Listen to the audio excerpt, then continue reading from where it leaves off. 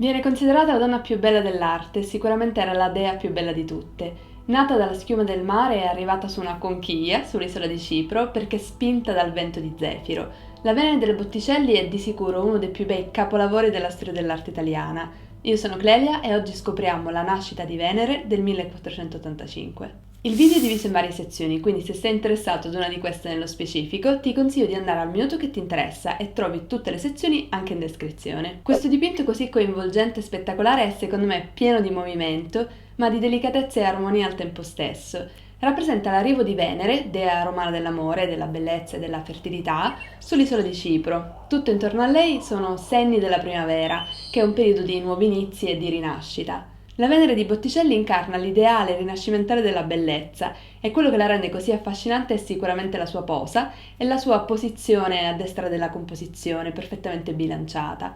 Braccia e gambe sono allungate, le sue spalle sono inclinate e le sue forme sono arrotondate e sensuali. C'è qualcosa di davvero speciale in lei, quasi divino. Il dipinto viene probabilmente commissionato da un membro della ricca famiglia dei Medici di Firenze, Lorenzo di Pierfrancesco, il cugino di Lorenzo il Magnifico, per la sua villa a Castello, vicino a Firenze. Ovviamente un personaggio colto, che ha grande familiarità con le storie della mitologia classica greca e romana e con la filosofia di Platone, quindi la Venere di Botticelli può essere vista come la manifestazione fisica di una bellezza divina e perfetta. E non è un caso quindi che probabilmente sia stato lui a commissionare a Botticelli questo tema che rompe un po' la tradizione. Nell'Italia del Rinascimento, infatti, le scene mitologiche sono solitamente commissionate per decorare mobili in legno, per lo più donati per le nozze, le credenze. Le immagini religiose, al contrario, vengono realizzate per le chiese, spesso come pale d'altare. Nel creare la nascita di Venere, Botticelli quindi ha rotto la catena della tradizione e ha realizzato una delle prime opere su tela con un'immagine mitologica di dimensioni paragonabili a un dipinto religioso su larga scala. La protagonista femminile di quest'opera è ovviamente la Venere, la dea appena nata dalla schiuma del mare secondo Esiodo o da una conchiglia secondo Omero, e sta arrivando adesso a Cipro, nuda e ovviamente adulta, in tutta la sua bellezza. Proprio per questo nasce spontaneo pensare che il titolo, La nascita di Venere, sia un po' fuorviante, in quanto il tema è più il momento vicino e successivo alla sua stessa nascita. Con la sua mano destra si copre uno dei due seni, mentre con la sinistra copre le nudità grazie ai capelli dorati. Questa sua posa classica è conosciuta come la Venus pudica, la modesta Venere, e rappresenta l'ideale italiano della bellezza femminile del XV secolo. Ha una testa piccola, un collo lungo un po' innaturale, spalle che scendono ed è formosa ma non troppo. Tranne le rose sulla sinistra, nessuno degli elementi tipici delle sue rappresentazioni sono presenti in quest'opera di Botticelli, come ad esempio una collana di perle o suo figlio Cupido. Botticelli probabilmente trae ispirazione per la posizione della sua Venere da un'antica figura in marmo della collezione dei Medici, una copia romana della Venere dello scultore greco Prassitele, famosa anche come Afrodite di Cnido. Anche per questo si pensa che siano stati proprio loro a commissionare l'opera. Alla sinistra della Venere di Botticelli volano nel vento delle rose di colore rosa, ognuna con un cuore d'oro e delle foglie dorate. La rosa infatti da sempre è conosciuta come il fiore di Venere, simbolo dell'amore perché è bella e profumata ma con le spine, che possono provocare dolore. Come fiore viene utilizzato anche a volte per rappresentare la fertilità. La figura femminile a destra di Venere è generalmente identificata come Flora, la dea dei fiori, che sembra essere vestita in maniera molto simile alla Primavera di Botticelli. Un'opera che si pensa possa essere infatti stata commissionata nello stesso periodo come compagna di questa. Flora è una figura allegorica, quindi rappresenta più un concetto che una vera e propria presenza. Rappresenta infatti la primavera, il tempo della rinascita. Attorno al collo porta delle foglie di mirto, che è l'albero sacro a Venere. Il suo vestito è tempestato di fiordalisi e indossa una cintura, una specie di fascia di rose. Ci sono anche altri fiori primaverili sul suo mantello rosa che sta porgendo alla Venere, che è nuda, per coprirla. Il blu intenso dei fiordalisi sui vestiti di Flora deriva dal blu oltremare, che è un pigmento molto costoso al tempo e ottenuto dalla frantumazione dei lapislazzuli, una pietra semipreziosa. Questo genere di osservazioni da parte degli storici dell'arte serve a comprendere come la committenza di queste opere sia da parte di famiglie ricche come quella dei Medici, che possono permettersi l'uso da parte dell'artista, di questo genere di materiali semi-preziosi nelle opere. Alla sinistra di Venere ci sono altri due personaggi. Uno è la personificazione del vento di Ponente, il dio greco alato Zefiro, che porta soffiando movimento alla scena.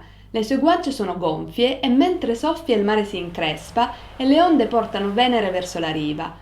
Abbracciata a lui c'è una donna, probabilmente Clori, una ninfa mortale rapita da Zefiro per essere la sua amante e poi sposa. Nel passaggio dalla mitologia greca a quella romana, però, Clori viene successivamente trasformata nella dea Flora, che a livello di composizione controbilancia a destra del dipinto queste due figure in volo. Infine un altro dettaglio interessante è l'uso in maniera considerevole dell'oro nell'opera. Questo colore è presente infatti in moltissimi dettagli. Il fogliame dell'albero di arancio sulla destra, le ali di Zefiro, gli stessi capelli della Venere, come quelli di Flora e il prato.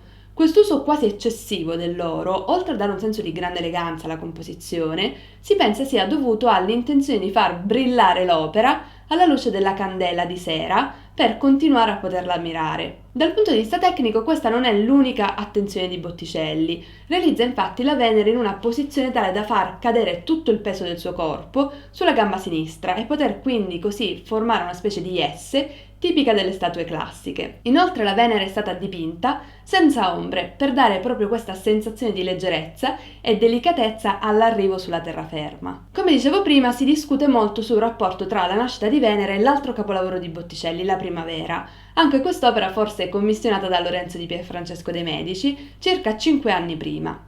Entrambe le rappresentazioni sono simboliche del ciclo della primavera ed entrambe raffigurano Venere, Zefiro, Clori e Flora. Nella primavera Flora ha Clori e Zefiro alla sua sinistra e Venere alla sua destra e la dea questa volta è completamente vestita e può essere identificata grazie a suo figlio Cupido che sta volando sopra di loro.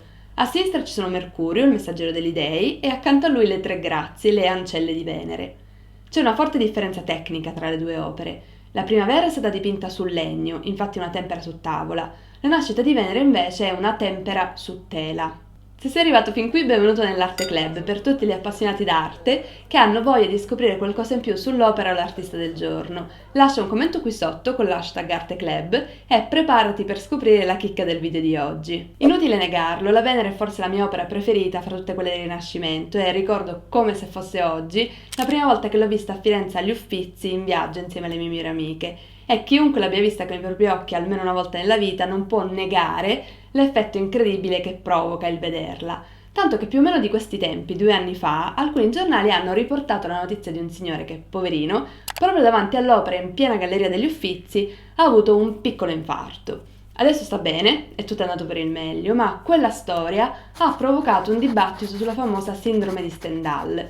Si tratta di una condizione fisica di tachicardia e confusione causata dalla vista, dall'interazione con un grande capolavoro dell'arte. Ad essere sincera, a me è capitato tante volte di rimanere non solo catturata ma quasi senza parole davanti a diverse opere d'arte moderna e contemporanea. Mi è capitato di sentire il bisogno di fermarmi a riflettere, di sentirmi particolarmente triste o allegra a causa dell'interazione con un'opera, ma non penso di aver mai avuto un attacco da sindrome di Stendhal. Sono curiosa però di sapere se a voi è mai capitato, scrivetemelo nei commenti. In ogni caso la Venere di Botticelli e il tema della Venere in generale hanno sempre molto colpito non solo noi amanti dell'arte, ma anche ovviamente altri artisti del Novecento e contemporanei. Ne sono un esempio alcune opere di grandi artisti come Andy Warhol, che ha proprio preso il viso della Venere di Botticelli e ne ha creata un'icona tutta pop. Oppure la serie delle opere di Yves Klein, che non cita Botticelli, ma l'idea di Venere di per sé, e si avvicina più alla Venere di Milo e la trasforma grazie al suo Blue Klein.